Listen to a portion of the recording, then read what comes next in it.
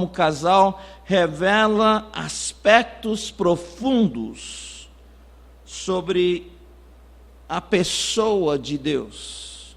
O casal espelha unidade em diversidade, assim como vemos na santa pessoa de Deus, na Santa Trindade, onde há 3 pessoas distintas, com funções diferentes, mas com harmonia total. Você já percebeu aquele ditado, opostos se atraem? Na realidade, se você for analisar, a maioria dos casais são opostos. Na verdade, eu e a minha esposa, nós somos completamente diferentes um do outro. Agora, com o convívio já de mais de 21 anos, casados, a gente começa a se parecer um pouquinho. Mas nossa personalidade natural, ela é bem diferente. Ela gosta muito de exatas, estudou matemática, fez contabilidade. E eu gosto muito de humanas, sou pastor, gosto de gente. E é interessante que hoje eu gosto muito de exatas e hoje ela gosta muito de humanas também. A gente tem mudado um pouco de quem nós somos. Mas essa é a diversidade que Deus fez de nós um só, diversidade em unidade, em harmonia total. O casal também reflete a imagem de Deus através da intimidade do seu relacionamento. Há aspectos da personalidade de Deus, seus atributos, que somente se veem em comunidade, tais como amor incondicional, bondade, longanimidade, misericórdia. Deus criou o casal e deu-lhes o sexo como forma de demonstrar esta união de 2 em 1, com amor incondicional. São aspectos que uma pessoa solteira não consegue demonstrar sobre Deus. Por isso Deus odeia aberrações sexuais. Aberrações sexuais sujam a imagem de Deus aqui na terra. O plano de Deus existe que 2 pessoas do sexo oposto, mas unidos por aliança, se unam para refletir a unidade em diversidade e amor mútuo da Trindade. Qualquer relacionamento sexual que não seja entre um homem e uma mulher casado por aliança, foge do plano bíblico. Por exemplo, homossexualismo é unidade sem diversidade. Unidade sem diversidade. Imoralidade, promiscuidade, é unidade sem aliança. Masturbação é falta de unidade e sem diversidade. Pornografia é exploração. Não tem nenhum elemento do plano de Deus. O ficar aí da nossa juventude dos dias de hoje é exploração sem compromisso. A bestialidade, sexo com bicho, diversidade sem unidade. São todos aberrações que pervertem a imagem de Deus e o plano de Deus para a nossa sexualidade. Não é que Deus quer acabar com a festa. Na verdade, Ele quer zelar a sua imagem e zelar pelo bem do homem e da mulher. quando a gente segue os preceitos de Deus, nós não temos que nos preocupar com muitas coisas que o mundo tem que se preocupar. Nós não temos que nos preocupar com DST, nós não temos que nos preocupar com filhos indesejados, na hora errada, quando a gente não está preparado para isso. A gente não tem que lidar com a culpa que vem e atormenta as pessoas que praticam essas coisas fora dos preceitos do Senhor. E essa liberdade, e é liberdade, isso não é uma prisão, traz paz, traz alegria. Então, o sexo existe primeiramente, queridos, para refletir aspectos da imagem de Deus no ser humano. E se nós queremos glorificar a Deus com as nossas vidas, nós vamos seguir os preceitos do Senhor. Segunda razão da existência do sexo é que sexo existe para promover intimidade total, conhecimento mútuo entre duas pessoas. Não é por acaso que o texto bíblico se refere ao sexo quando ele diz que Adão conheceu a Eva e ela deu à luz um filho. Gênesis 4:1, depois Gênesis 4:25. Felizmente, algumas Bíblias, algumas traduções, como a atualizada, traduziram esse termo por coabitou. Mas a ideia mesmo é conheceu. Lá em Mateus capítulo 1, nós vamos ler que José não conheceu Maria, até que depois ela concebeu e deu a luz a Jesus. Mas será que José não conhecia Maria antes? Não, ele conhecia, mas ele não a conheceu sexualmente, intimamente, dessa forma. É o mesmo termo que Jesus usa na sua oração sacerdotal, lá em João capítulo 17, quando ele diz que a vida eterna é esta, que te conheçam a ti, o único Deus, e a teu Filho Jesus Cristo. É um conhecimento de intimidade com Deus, a vida eterna. Vida eterna não é apenas vida que se prolonga por toda a eternidade, mas é um relacionamento íntimo com Deus por toda a eternidade. E o sexo, então, existe também para promover esse conhecimento total, esse conhecimento mútuo, essa intimidade total.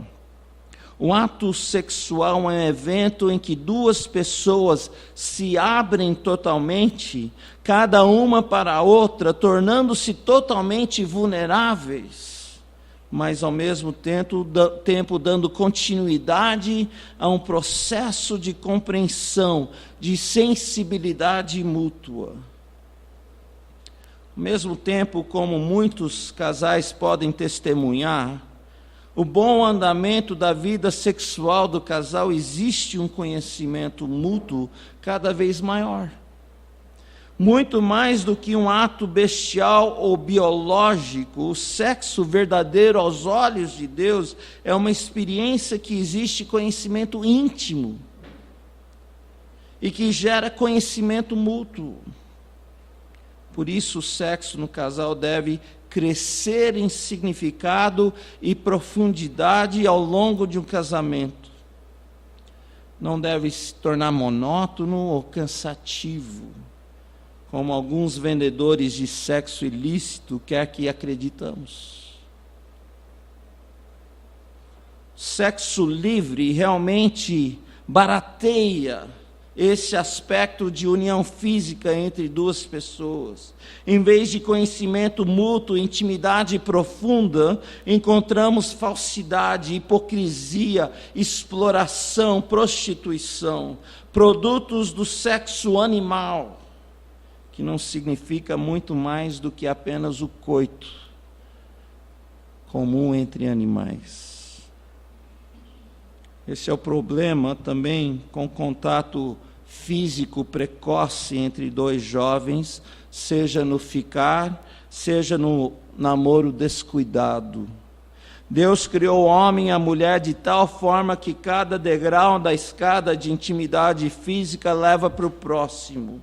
Intimidade física entre duas pessoas certamente tem o seu lugar no casamento. Hebreus 13:4 nos fala sobre isso. Antes de firmar a aliança, começar a subir a escada só pode resultar em duas consequências: fornicação ou frustração. Isso porque Deus é que fez a atração física. Dar um curto-circuito no processo frustra. Avançar até o topo perverte o propósito do sexo. Em ambos os casos, o melhor remédio é abster da intimidade física até o casamento. Irmãos, nós continuamos ensinando a Bíblia. A Bíblia não mudou. Mesmo que algumas igrejas, para não perder os jovens, não fazem caso mais disso. Igrejas batistas como as nossas, ouvi de casos tristes, onde um dos diáconos fez um quarto na sua casa para os seus filhos terem sexo com as namoradas, para eles não terem que ir para o motel.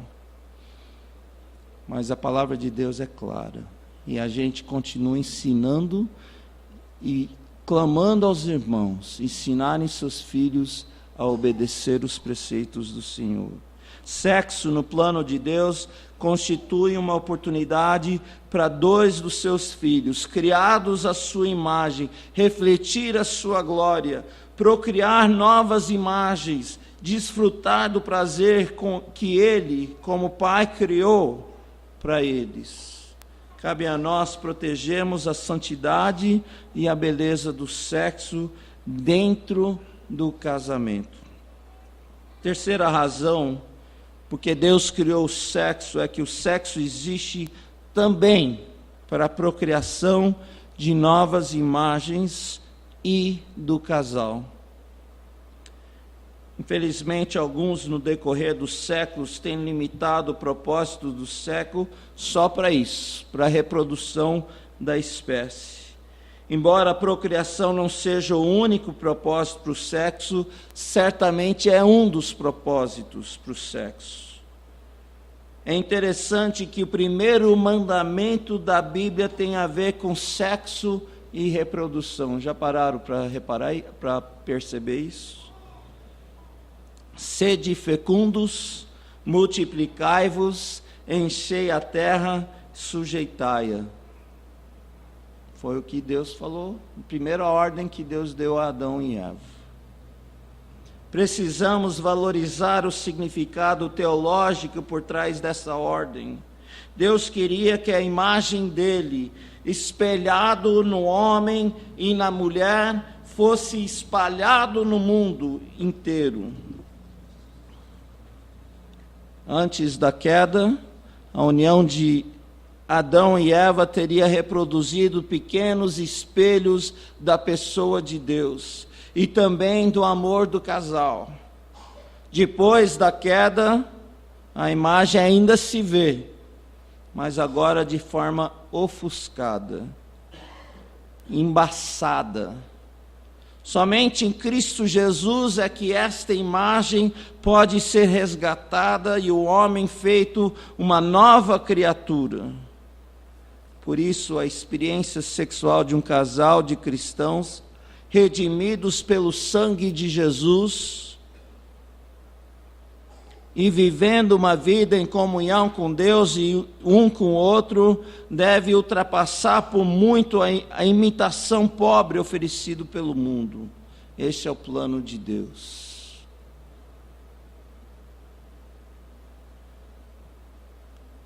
Interessante, muitos casais hoje não pensam em ter filhos. Eu quero dizer para vocês que um dos planos de Deus para o seu sexo é ter filhos. porque Ele quer que as outras pessoas vejam Ele. Sabe, uma das religiões que mais cresce no mundo é o islamismo. E sabe por que cresce tanto? Uma das razões principais.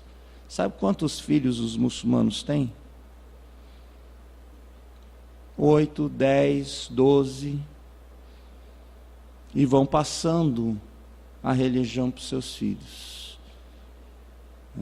Glória a Deus pela Igreja Batista Central de Olímpia, que, né, tem uma creche lá dentro, né, uma boa turma de crianças. Mas não vamos perder isso de foco. Queremos trazer glória a Deus. E nós trazemos glória a Deus trazendo imitadores de Deus em nossa família. Aí você pode dizer, pastor, mas é fácil o senhor falar, o senhor só tem um filho, né? Eu só tenho um filho porque foi assim que Deus escolheu. Era para eu ter pelo menos 3. Mas Deus escolheu para a gente ter apenas um. Né? E até hoje sinto falta dos meus primeiros 2. Né? Mas louvo a Deus pelo Gabriel.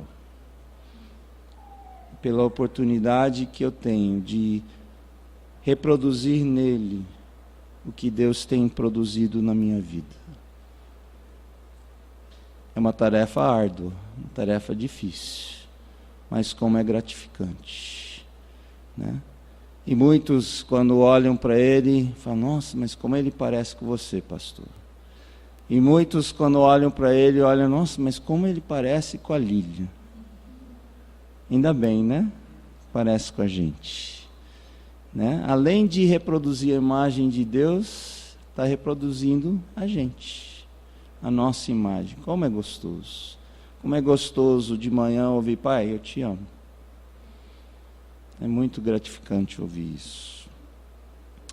Nesse mesmo plano maravilhoso, como se o prazer da intimidade sexual em si não fosse suficiente, Deus acrescenta mais: filhos feitos não somente à imagem de Deus, mas à imagem do casal. No dia em que Deus criou o homem, a imagem de Deus o fez. Homem e mulher os criou e os abençoou e gerou um filho à sua imagem, a imagem do homem e da mulher. E lhe chamou Sete. Gênesis 5, 1 a 3. A procriação de novas imagens de Deus e novas imagens dos pais é um dos propósitos mais sublimes do sexo do ponto de vista de Deus. Quarto propósito que Deus nos dá para o sexo é aquele que talvez, né, os novos casais aí mais anseiam, né? Sexo existe para o prazer, para a satisfação de desejos profundos no ser humano. Quando Adão foi criado, Deus lhe deu a tarefa de dar os nomes para os animais. Sozinho ele completou essa tarefa, que mostrou-lhe um fato alarmante. Depois que todos os animais haviam desfilado na frente dele, ele percebeu que todos tinham seus pares. Para o homem, todavia, não se achava uma auxiliadora idônea. Gênesis 2:18. Por isso é que Deus falara, não é bom que o homem esteja só. É interessante notar que o homem não estava literalmente só. Havia cachorro, havia gato, né? Os leões eram mansinhos, né? Os elefantes, as cobras eram mansinhas. O próprio Deus iria andar com ele ao anoitecer. Mas esses relacionamentos verticais não eram suficientes para suprir desejos profundos. Não é necessidade nem direito.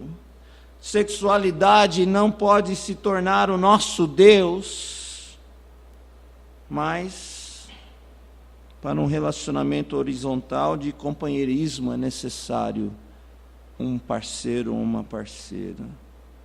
E o homem precisava de alguém semelhante a ele para poder cumprir a ordem de Deus, cuidar do jardim.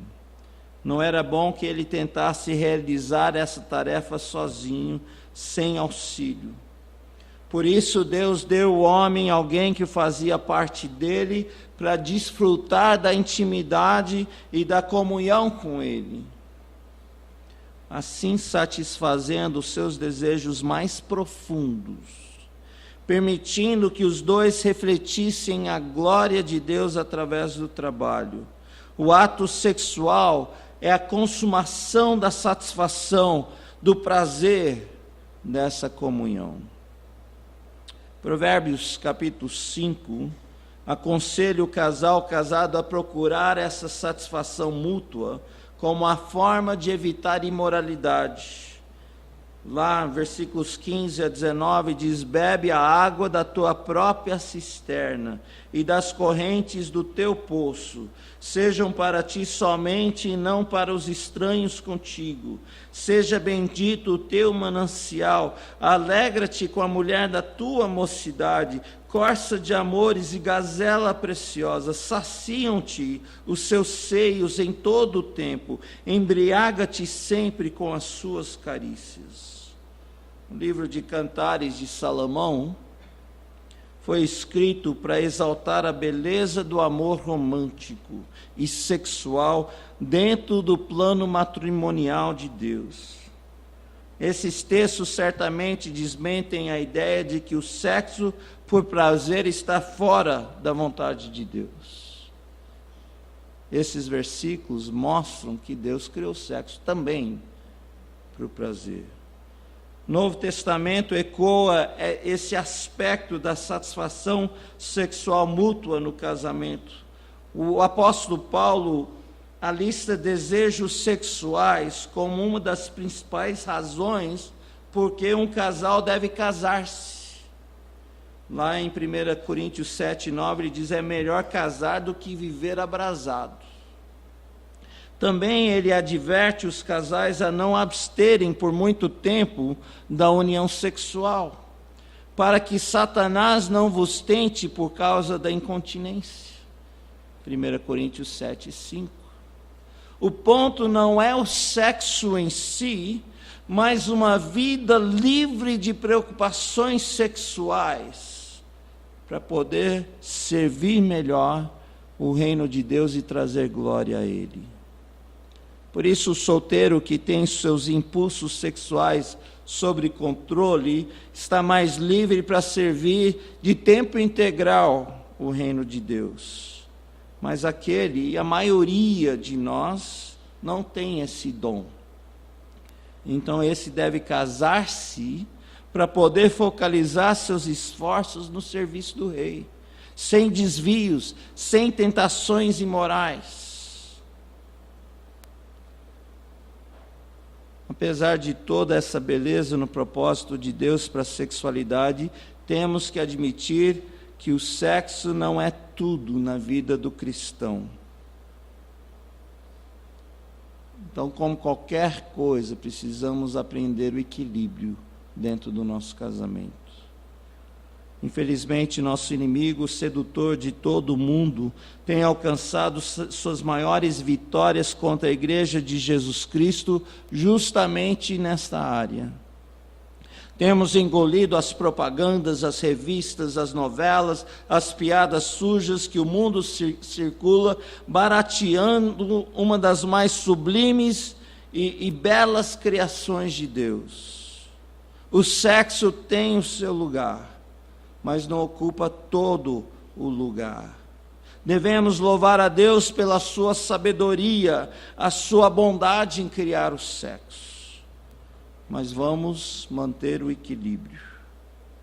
Não sendo sexofóbicos, nem sexomaníacos. Vamos louvar ao Criador e não a sua criação, buscando em primeiro lugar o reino de Deus e a sua justiça. Eu acredito que se nós seguirmos e pensarmos e guardarmos bem esses propósitos em nossos casamentos, Deus vai receber a glória e nós vamos ficar satisfeitos nele. E é isso que Ele quer de nós.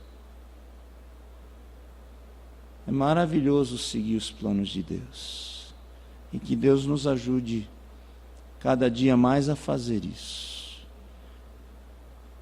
Talvez você tenha se desviado de algum propósito de Deus no seu casamento. Nunca é tarde para recomeçar.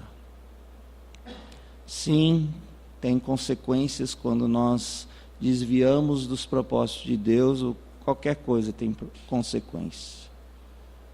E talvez você vai ter que sofrer com essa consequência por algum tempo. Mas Deus é um Deus de perdão. Deus é um Deus de misericórdia que permite você acertar as coisas e voltar a trilhar no caminho que Ele desenhou para você seguir. Se você precisar de ajuda, procure o seu pastor, seu esposo, algum outro líder da igreja que tem muita sabedoria para te ajudar a voltar a seguir os padrões de Deus. Pode ser a área de pornografia, nós não temos tempo para falar sobre isso. Pode ser tantas outras coisas. Eu sei que pornografia é uma área muito difícil para muitos homens e algumas mulheres. Isso sai fora dos propósitos de Deus. Não engula as mentiras do diabo sobre a pornografia, não. Procure ajuda e procure glorificar a Deus nessa área do seu casamento também. Senhor nosso Deus, gratos somos pelo Senhor e pela sabedoria que o Senhor tem. E quando analisamos como o Senhor faz as coisas, vemos que os seus planos sempre são os melhores. Então pedimos ao Senhor que o Senhor nos ajude a buscar seguir esses planos dentro dos nossos casamentos. Pai, se há feridas por causa que temos desviado, nos ajude na restauração. Se temos desviado e não conseguimos voltar, nos ajude a ter a graça de buscar ajuda para que possamos andar de volta nos teus trilhos.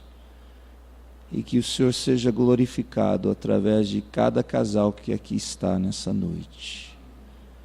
E te louvamos e bendizemos em nome de Jesus. Amém.